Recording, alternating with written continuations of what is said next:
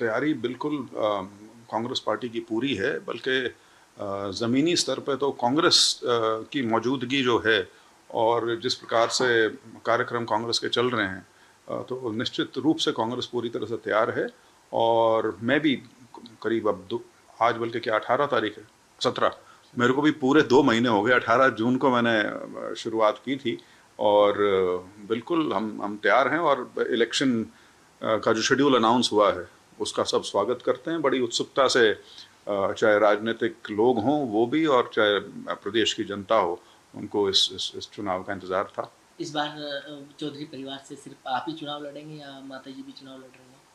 नहीं, उचाना से मैंने आवेदन दिया है और पार्टी का यदि विश्वास रहेगा तो चुनाव मैं लड़ूंगा। मेरे पिताजी का तो आपको पता ही है कि उन्होंने तो कई साल पहले जब मुझे लोकसभा का अवसर मिला था तभी उन्होंने अनाउंस कर दिया था कि वो सक्रिय राजनीति में रहेंगे लेकिन इलेक्टोरल पॉलिटिक्स में नहीं रहेंगे। अगर उचाना की बात करें तो उचाना से पिछली बार प्रेमलता चुनाव हार गई थी, लेकिन इस बार क्या लगता है कि वो आप भरपाई जो है वो कर पाएंगे? नहीं, देखिए, परिस्थितियां 2019 की और 2024 की बिल्कुल भिन्न है।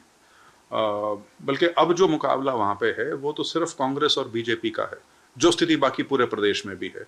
तो वही स्थिति उचाना में भी रहेगी। कांग्रेस का सीधा मुकाबला वहाँ बीजेपी से होगा और बाकी कोई और दल है या नेता हैं या गठबंधन है, मुझे नहीं लगता कि वो प्रदेश में किसी भी प्रकार का राजनीतिक प्रभाव छोड़ पाएंगे। लेकिन जिस तरीके से कांग्रेस में गुट बने हुए हैं, क्या लगता है कि ये चुनौती बनेंगे कांग्रेस के सामने? गुट, चलिए आप गुट की संज्ञा देना चाहें दे लें। ये मोटे तौर पे तो सीनियर लीडर्स हैं सारे और महत्वाकांक्षा सबकी होती है। तो उस महत्वाकांक्षा की, क्योंकि कांग्रेस में थोड़ी अभिव्यक्ति की आज़ादी ज़्यादा है, तो शायद वो चीज़ ये लगता है कि गुटबाजी है। इस नाते तो बीजेपी में भी बहुत लोग हैं जो बहुत महत्वाकांक्षी हैं, वो शायद अपनी चीज़ें थोड़ा पर्दे के पीछे रखते हैं, इसलिए लोग उसके बारे में चर्चा नहीं करते। लेकिन जब चुनाव आता है तो कांग्रेस बिल्कुल एकजुट होकर लड़ती है। अभी आपने लोकसभा का भी देखा, उससे पहले भी यही गुटबाजी की चर्चा होती थी, लेकिन जब लोकसभा का चुनाव लड़ा तो सबने एक होकर लड़ा और बहुत अच्छे परिणाम आए हरियाणा में। कि क्या बीजेपी जिस तरीके से घोषणाएं की है आखिरी समय में सरकार ने, क्या लगता है कि इसका असर पड़ेगा विधानसभा चुनाव? देखिए, 2 चीज़ें जोड़ के देखता हूँ मैं।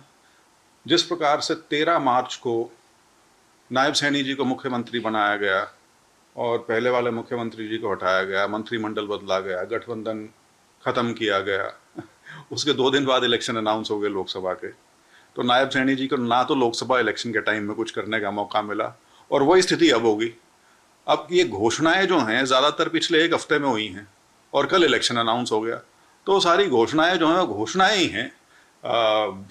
तो और देखिए, लोग जो है ना, उनका जो राजनीतिक मत है खासतौर पर वोट देने का, वो ऐसा नहीं है कि सिर्फ आखिरी मोमेंट पे जाके बनता है। एक जो प्रक्रिया है उसमें लोगों का मत 4-6 महीने पहले स्थिर हो जाता है। बहुत बहुत थोड़ी संख्या होती है जो अंत तक, जिसको आप कहते हैं फेंस पे बैठती है। तो मुझे नहीं लगता कि इन घोषणाओं का किसी भी प्रकार का इलेक्शन की दृष्टि से कोई असर पड़ने वाला है, क्योंकि हरियाणा का जो मतदाता है वो राजनीतिक रूप से बहुत सचेत है, उसका राजनीतिक विवेक जो है बड़ा तीखा है और वो इन सारी चीज़ों को भली भांति समझता है कि ये सारी घोषणाएं आज से 2-2.5 साल पहले की होती तो इनका कोई औचित्य था। अब ऐसे मुहाने पर जब इलेक्शन भी अनाउंस हो गया, घोषणाएं 4 दिन पहले या 6 दिन पहले हुई हैं, उनका कोई मायने नहीं। देश दुनिया की हर खबर सबसे पहले देखने के लिए फॉलो करें Dainik Savera TV, YouTube, Facebook, Instagram, X और व्हाट्सएप चैनल पर।